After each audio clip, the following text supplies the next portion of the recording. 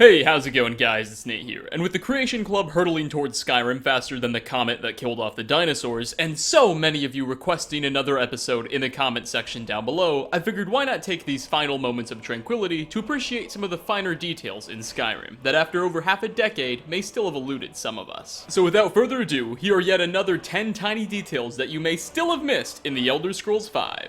Starting off, the quest missing in action concerns the disappearance of Thorold Greymane of Whiterun. His family believes the Empire kidnapped him and tasks you with uncovering the truth. Eventually, his fate is revealed to be even worse than previously thought, as not only has he been imprisoned, but it's the Thalmor who actually have him. You'll be given the job of clearing out Northwatch Keep, the prison the Aldemari are holding Thorold in, and rescuing the Greymane man. It seems like your average go here and clear out this dungeon because I said so quest. However, there is indeed a hidden alternative approach. Once you inform Thorold's family that it's the Thalmor who have him, rather than promise to go storm the dungeon, instead, if the player is a member of the Imperial Legion, the Dragonborn can travel to Solitude and request that General Tullius write a mandate that orders the Thalmor to release Thorold. Bring that mandate to the Elven Guard at Northwatch Keep, and the Thalmor will simply obey. The guards will escort you to where Thorold is being chained and allow you to uncuff him and take him back to Whiterun, completing the quest without any bloodshed. This possible solution wasn't made very clear by Bethesda, but it's certainly a very appreciated touch once you pick up on it. Next, one of the more common random encounters in Skyrim involves a thief ambushing you on a road and demanding that you hand over your valuables. As is the norm with this kind of thing, you're given a few possible responses. You can comply and forfeit some of your hard-earned gold, fight back, or try and pass a speech check to get the thief to leave you alone. However, if you've progressed far enough through the Thieves Guild's questline and are wearing a piece of Nightingale armor, if spotted by a thief, rather than just try and mug you, the thief will instead actually give you some of their money, as they recognize Nightingales as members of the Thieves Guild's most inner circle. Likewise, if you are a Nightingale but don't have the armor equipped, when a thief approaches you and tries to mug you, you can point that out, and they will leave you alone, but you won't be given any coin.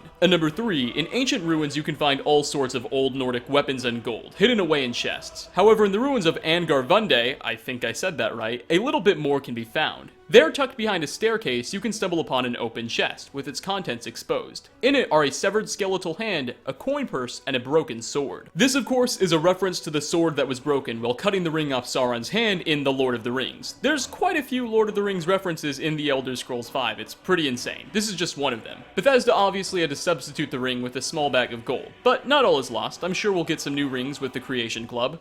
Right, guys? Our next two spots, 4 and 5, take us to the island of Solstheim. The first leads us to a Reichling cave known as Frosel. There, after carving your way past the cave's first few sections, should you pace yourself and not progress too quickly lest you be spotted, you may be able to see a handful of goblins worshipping a statue. The statue appears to be a makeshift incarnation of a reindeer pulling a cart, as if the Reichlings are praying to a Santa Claus reference. Once approached, the Reichlings will immediately become hostile, and their ceremony will end, so make sure you don't get too close before you're ready. The fact that someone at Bethesda had the time and decided to go so far as to create a new mesh for the statue and animations for these Reichlings, only to be used just once in this very easy to miss scene, I consider to be hilarious. While we're still on the island, if you stop by Raven Rock Mine, you'll run into Crucius Cerilius, an elderly Imperial who has been consumed by the strange disappearance of his great-grandfather, Gration, many years ago. He'll tell the Dragonborn that Gration was an Imperial worker in the mines, and one day, never resurfaced. Crucius asks of you to find out what happened to him. Clear out the mine, which unsurprisingly leads to some ancient Nordic ruins, and Gratian's skeletal remains can be uncovered, alongside his journal, which you can present to Crucius to complete the quest. However, players who have played through Morrowind's Blood Moon DLC may find the name Gration a bit familiar. That's because the now deceased Gration was actually an NPC who you could interact with in the Elder Scrolls III's DLC. He wasn't a particularly prominent character. He was a simple Imperial worker in Raven Rock Mine, and was only slightly involved in a single Radiant quest. However, it's cool Bethesda decided to include this throwback so many years later.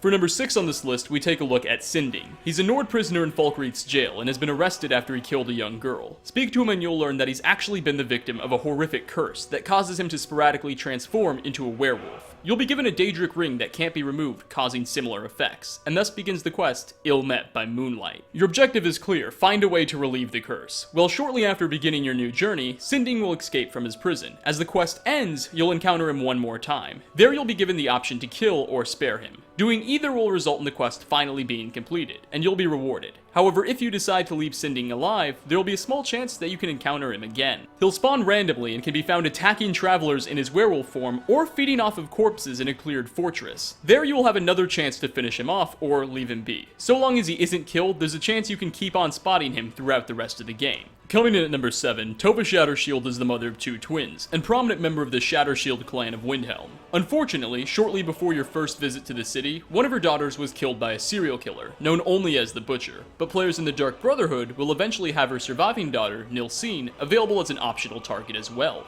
Again, optional target, so you're under no obligation to kill her. But if you do choose to do so for a reward, and ever decide to go into the Shattershield clan house afterward, there Tova's body can be found, next to a letter. She will have committed suicide after losing her only remaining child. It makes the player feel particularly horrible about themselves, because Nilsine didn't have to die, only if you wanted the extra small coin reward. However, Bethesda decided to include some unforeseen consequences of your actions. Next at 8 is something very small, even for a video like this, but with the Dark Brotherhood fresh on our minds, I figured I'd include it, as this is a good opportunity. When joining the Empire, General Tullius will have you recite an oath, in which he demands that you swear, quote, undying loyalty to the Emperor Titus Mede II. But if you've already completed the Dark Brotherhood quest, Hail Sithis, in which case you assassinated the Emperor Titus Mede, Tullius will change what he says in the oath, ever so slightly. Mede's name will be stripped from the vows, and instead you'll just swear your own undying loyalty to an unnamed emperor, implying that after Titus's death, the Empire still recognizes a line of succession and is gearing up for a new monarch, whose name isn't revealed to the player. It's amazing to me that Bethesda decided to include this tiny, ever so minute detail and change that most people wouldn't even notice. It's part of what makes Skyrim such a great game in my opinion. But then you look at Giant Clubs, which after 5 years and 3 re-releases still haven't been coded properly. Getting towards the end at number 9, Solitude's Court is one of the most fascinating scenes in Skyrim. There's vampires, corrupt barons, and a queen who doesn't really seem to be all that sure of what she's gotten herself into. However, what's not immediately apparent is there also seems to be a bit of a romance going on between members as well. Sneak into the house of Brylene, a Nordic Thane of Solitude, while she's still home. Do not try this with a real person, by the way. And there's a chance that Fulk Firebeard, the Jarl's personal steward, will also show up. The pair will exchange words, where Brylene criticizes the man for risking the exposure of their relationship by showing up at her house. Fulk will assure her that no one saw him on his way, and promise that once the war's over, the two can finally be together, before leaving. This little romance isn't a part of any quests, and doesn't go any further beyond what I've just described, but it's still funny how detailed Bethesda gave these characters' backgrounds. And last on our list, still in the capital, we shift our gaze to Dervann. He's a wood elf beggar who aimlessly roams the streets in search of his master, who he claims abandoned him. You can offer to help Dervann out, and thus begins the Mind of Madness quest, where you uncover that his master is none other than Sheogorath himself, Daedric Prince of Insanity. Completing the quest rewards you with a Wabbajack, a unique staff with some, let's just call them, interesting abilities, and Sheogorath is quite the persona. However, it's Dervann that some people may be the most surprised to see out of this all. That's because he also made an appearance in the Elder Scrolls IV's Shivering Isles DLC, as a priest of Mania, and was involved in a couple of quests. Strangely enough, hundreds of years after the events of the Oblivion Crisis, his service to Sheogorath must have been enough to keep him alive. However, he seems to have also neglected moisturizing cream. And that concludes 10 more tiny details that you may have missed in Skyrim. This is our 4th installment, and somehow I'm still discovering new things about this game for the first time, so I hope you are as well.